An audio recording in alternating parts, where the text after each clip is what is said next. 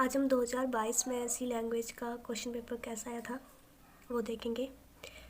तो जैसे कि आप सभी को पता है कि क्वेश्चन पेपर जो आता है वो 3 पार्ट में आता है, ए बी सी, जिसमें से ए पार्ट में से हमको 2 क्वेश्चन करने होते हैं, बी से भी 2 करने होते हैं और सी जो होता है वो कंपलसरी होता है। तो ए पार्ट में कौन कौन से क्वेश्चन आए थे। सबसे पहला क्वेश्चन था,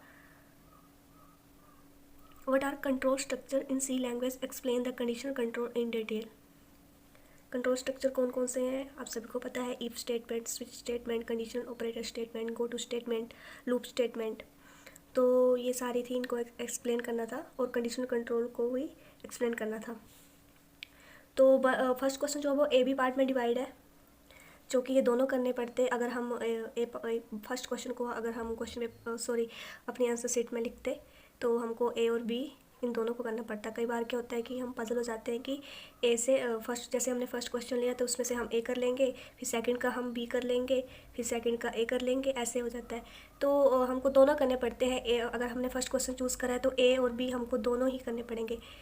तो इसका सेकंड क्वेश्चन था, explain in detail the various type of error in C language. तो ये बड़ा इजी क्वेश्चन आया था एरर्स के बारे में।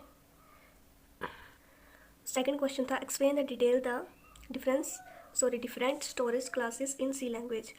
तो स्टोरेज क्लासेस क्या होती हैं वो लिखनी थी, हमें एक्सप्लेन करनी थी। जैसे हमारे ऑटोमेटिक, एक्सटर्नल, स्टैटिक रजिस्टर, ये सारी हमको एक्सप्लेन करनी थी।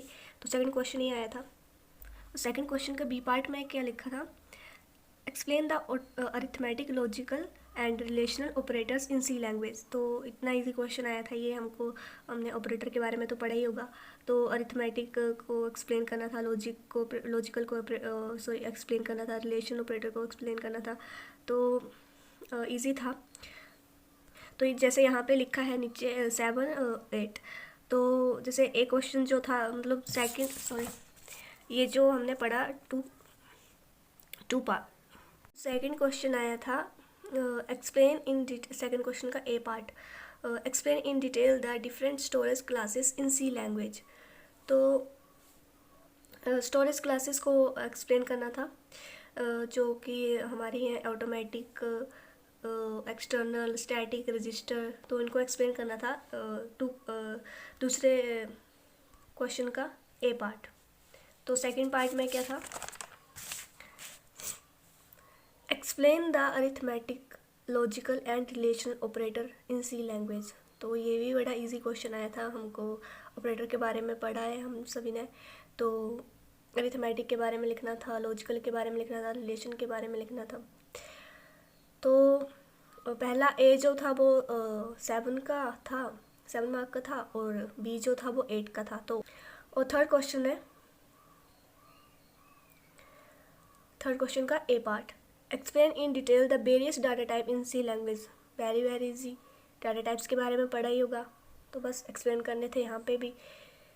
और इसका बी पार्ट है, explain the uses of break and go to statement in C language. ये भी इजी है। तो ये इसमें क्या था, 10 मार्क का पहला था और 5 मार्क का दूसरा था।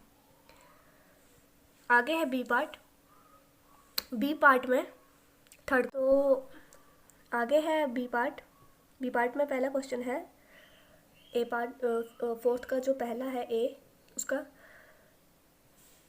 What are pointer in C, what is the functionality of data type in the declaration of pointer variables, explain the pointer arithmetic in detail. तो पॉइंटर के बारे में हमने पढ़ा ही होगा, आपने पढ़ा ही होगा अपने बुक्स में। तो ये जो पॉइंटर वाला चैप्टर है वो काफ़ी बार पूछा जाता है, इससे क्वेश्चन ज़्यादा आते हैं, इम्पोर्टेंट है ये वाला चैप्टर। तो पॉइंटर के बारे में लिखना था यहाँ पे, पॉइंटर क्या होते हैं और फंक्शनैलिटी क्या होती है, डिक्लेरेशन, और एक्सप्लेन करना था पॉइंटर अरिथमेटिक को। और इसका बी पार्ट है, differentiate between array of pointer and pointer to array. तो ये थोड़ा, मतलब मैंने बोला ना कि पॉइंटर के क्वेश्चन हमें ज़्यादा मिलेंगे देखने को। तो यहाँ पे डिफरेंस हमें लिखना था इन दोनों में, एरे ऑफ पॉइंटर और पॉइंटर टू एरे। कई बार ऐसे भी आ जाता है difference between pointer and pointer to pointer. तो ये सारे डिफरेंस भी पढ़ने होते हैं, तो कई बार पूछ लेता है एग्जामिनर। और फिफ्थ क्वेश्चन है, फिफ्थ क्वेश्चन का A part. What are function in C language? Explain the difference between primitive and non-primitive function. Also explain the drawback of using function.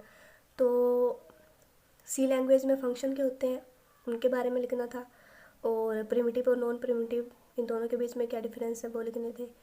तो प्रिमिटिव जो होते हैं मतलब प्रिमिटिव क्या होते हैं, जो मतलब पहले से ही डिफाइन होते हैं। नॉन प्रिमिटिव जो होते हैं वो यूज़र या प्रोग्रामर द्वारा डिफाइन करे जाते हैं, मतलब वो होता है नॉन प्रिमिटिव।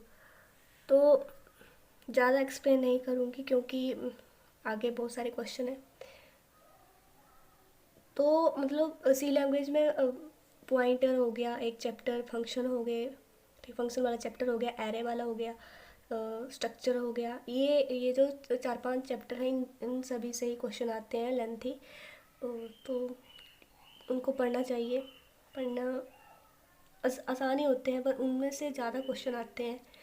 तो चलिए फिर इसका बी पार्ट में क्या पूछा था, explain the concept of recursion in detail with example of a program. तो यहाँ पे रिकर्शन के बारे में पूछा है।